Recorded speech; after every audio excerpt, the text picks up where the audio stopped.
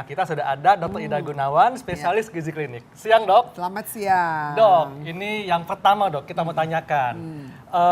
Pengasapan daging dan ikan adalah pengawetan makanan secara alami. Ini fakta atau mitos, Dok? Ya, ini adalah fakta. Fakta. Jadi ceritanya gini, proses pengawetan makanan menggunakan asap itu sudah ada sejak zaman bahula, zaman dahulu kala. Purbakala, Dok. Purbakala ya. Kalau kita belajar mengenai sejarah, kita lihat bahwa nenek moyang kita itu berpindah dari satu tempat menuju ke tempat lain, mereka makan habis berburu kemudian diasepin supaya awet makanannya. Zaman dulu kan tidak ada pasar seperti kita, besok mau belanja langsung nggak bisa. Nah, makanan hasil perburuan itu supaya bisa dikonsumsi oleh mereka satu keluarga atau satu komunitas harus diawetkan. Cara yang paling mudah adalah diasap.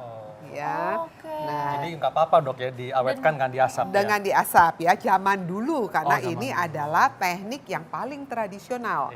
Nah, waktu zaman dulu kan mereka nggak ngerti ya bagaimana efek sampingnya, apa sih kejelekannya. Ya. Ini ada lagi nih, Dok, mitos atau fakta, Dok, kalau makanan yang diasapkan ini baik untuk kesehatan tulang. Fakta atau mitos, Dok? Mitos. Mitos ya. Waduh, Kenapa, Dok? kenapa, Ya, Dok? jadi, makanan yang diasapkan itu tergantung yang diasap itu apa. Kalau yang diasap cuma ikan, kemudian daging seperti itu, ya tentunya tidak semuanya bagus untuk tulang. Tulang itu kan sumber utamanya adalah kalsium, fosfor, magnesium, dan sebagainya. Dan itu paling banyak pada makanan yang sudah segar, yang masih segar. Betul. Karena dengan proses pengasapan kan artinya dia diawetkan. Dengan pengolahan itu kadar-kadar vitamin yang bagus untuk tubuh kita bisa ikutan hilang. Nah, jangan lupa itu. Ya. Dok, ini juga, Dok, nih mungkin kabar yang paling sering kita dengar ya, bahwa katanya kalau makanan yang sudah diasap dapat meningkatkan risiko cancer atau kanker. Ini fakta atau mitos, Dok? Ini fakta. Kenapa, Dok? Gitu. Jadi kejelekan dari proses pengasapan ini adalah risiko kanker yang meningkat. Kenapa? Dikaitkan dengan namanya PAH. Polycyclic aromatic hydrocarbon. That's right. Jadi betul. Itu adalah hasil dari pembakaran. Jadi asap-asap yang keluar dari pembakaran itu yang umumnya tidak sempurna itu menyebabkan terjadinya hidrokarbon. Dan inilah yang merupakan salah satu zat karsinogenik yang ada pada makanan yang diasap. Ya, jadi mesti hati-hati. Hati-hati, Dok, ya. Hati-hati Sering, ya. Ini ada lagi nih, Dok, fakta tuh, Dok, kalau misalnya daging asap meningkatkan resiko terkenanya stroke. Ya, ini fakta. Nah, kok bisa fakta ya? Karena sering sekali daging-daging maupun ikan yang diasap itu sering diberikan bumbu sebelumnya. Dan bumbu-bumbu itu biasanya kan harus ada rasanya, paling gampang adalah garam.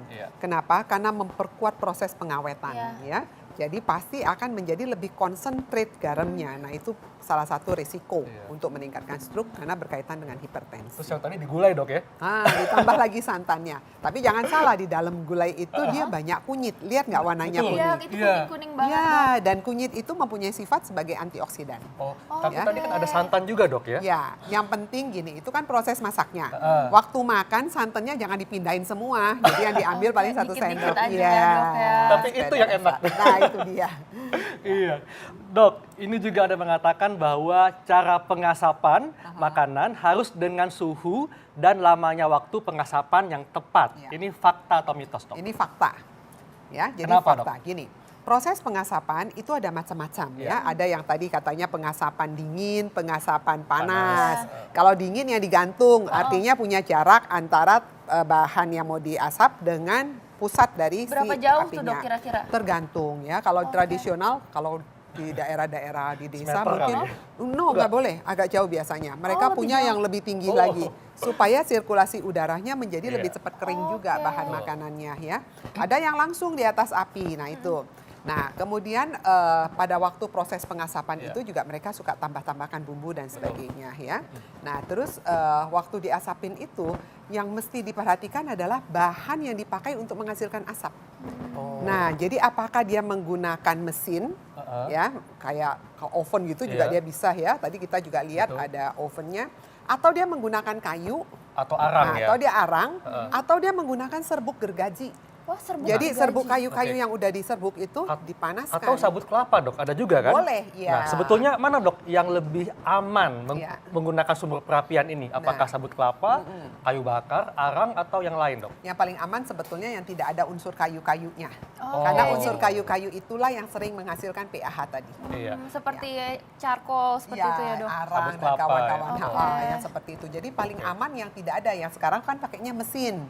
Nah itu jauh lebih aman. Iya. Tapi kalau misalnya tradisional sekali di desa nggak ada, ya pilihlah yang paling aman. Jadi yang sudah pembakarannya agak sempurna, mungkin bisa dari kayu arang gitu Oke. ya. Karena Iya. apa? Kita mesti tahu persis kayu yang dipakai itu apa. Betul. Nah, kayu itu menghasilkan asap yang kadang-kadang bahan kimianya itu yang kolaborasi Oke. membentuk pH ya. Oke Iya. dok, ini ada lagi nih, ini yang ditakuti sama ibu-ibu nih dok. Katanya ibu hamil dan menyusui ini sebaiknya hindari makanan asap. Iya. Fakta atau mitos dok? Fakta.